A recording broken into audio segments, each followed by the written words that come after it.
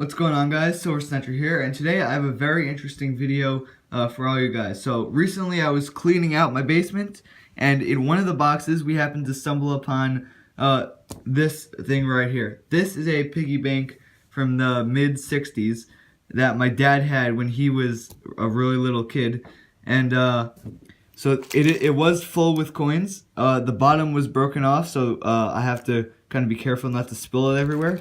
But this thing is full of coins. Some of them spilled out here. And my dad said that he thinks that there may be some silver in here. So let's spin it around. It is a pretty cool, nice little antique piggy bank in itself.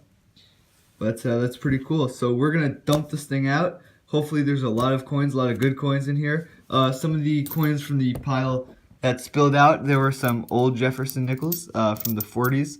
But we'll look at that up closer in a little bit, so I'll catch back with you once I dump all the coins out.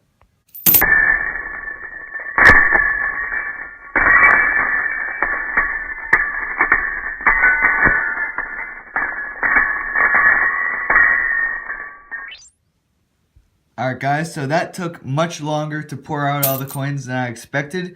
Now I did see some coins from the 70s, so the coins may be put in there later than the 60s, but with that said, I did see some cool stuff. You may be able to see some of it now. I can't really see right now because I'm looking at my screen. But I did see some cool, good stuff come out of this piggy bank when I was pouring it out. So I'm going to sort through this stuff, and I'm going to give updates of what I find as I find it, and we'll get a wrap-up at the end. So enjoy the time-lapse.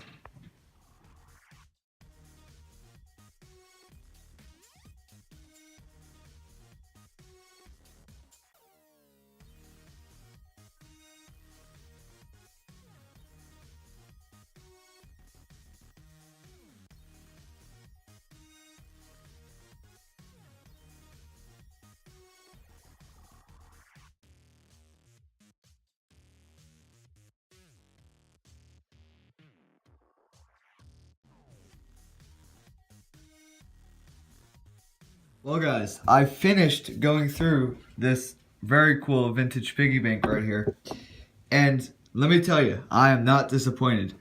So on the right, we have the pile of coins that are they're not unwanted, of course, but nothing too valuable. There are a lot of pre-1959 Jefferson nickels, so I didn't take any of them out.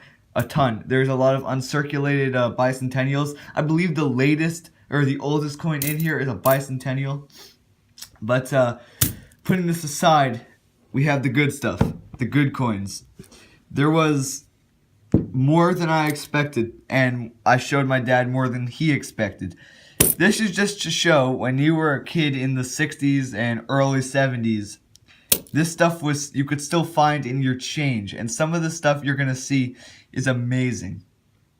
So let's take a look at it, shall we?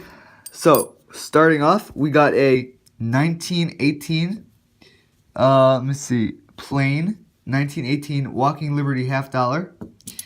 We have a 1964 Roosevelt silver dime.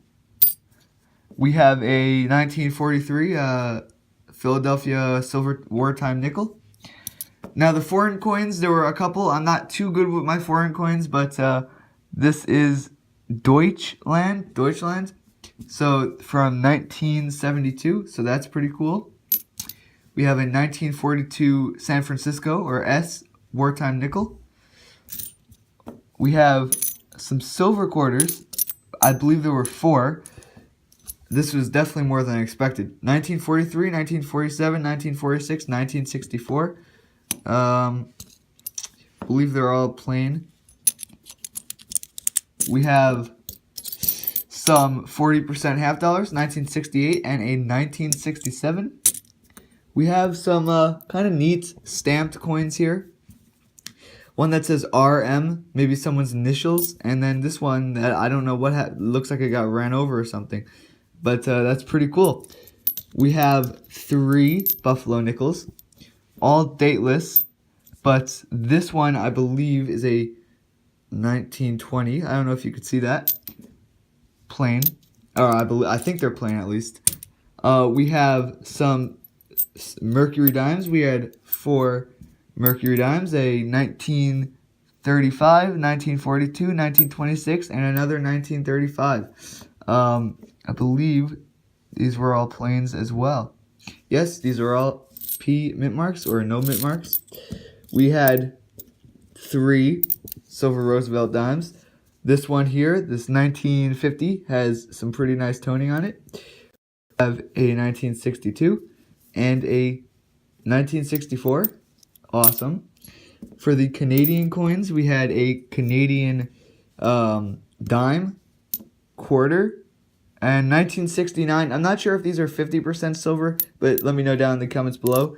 And a 1965 nickel. We had, oh, I forgot, we had another 1945 wartime nickel, Philadelphia mint mark. This coin, 1962. Not sure where that's from. Tell me guys down in the comments below. And then we had a coin, 1966.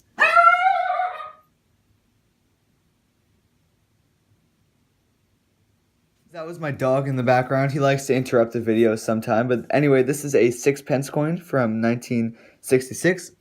And then we also got this Barber dime from 1899. Can you imagine being as a kid and getting this in your change? I mean, you may not have known that was rare then, but you knew that this was definitely something old. This is super cool. It's pretty worn, but the story behind it is probably amazing. And then I did tell you that there was some amazing stuff, and I thought this was pretty amazing. This right here is possibly the most slick, dirty, I don't even know, it's like black. Maybe it was in a fire. I mean, you just never know. 1904, I believe, yeah, 1904, Barber $50. I mean, this very well looks like it could have been in a fire. So, like I was saying, the story that these coins could tell if they could speak would be amazing. I thought this was absolutely amazing. Even though it was probably the most worn coin, I think this is definitely the best. I mean, you could tell what it is, and I think it's very cool. I mean, just imagine finding this in your change, you know, when you're coming home from school and you're buying like a candy bar and you get this back in change.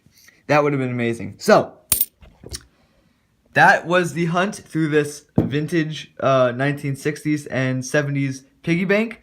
Tell me down below in the comments what you guys think. I think this was, compared to my last hunt through a vintage piggy bank, which was my mom's friend's piggy bank, there wasn't too much silver, but this, I mean, this was a nice little haul of really nice pieces of history. So tell me guys what you think down in the comments below. What was your favorite coin? If you see anything I missed in this pile, feel free to shout that out. Any recommendations for future videos, I will read all comments and respond to all of them and take them into consideration. Thank you for watching. I hope you guys enjoyed. Please remember to like, subscribe, and turn those notifications on for more videos just like this coming out very soon. Thank you so much for watching.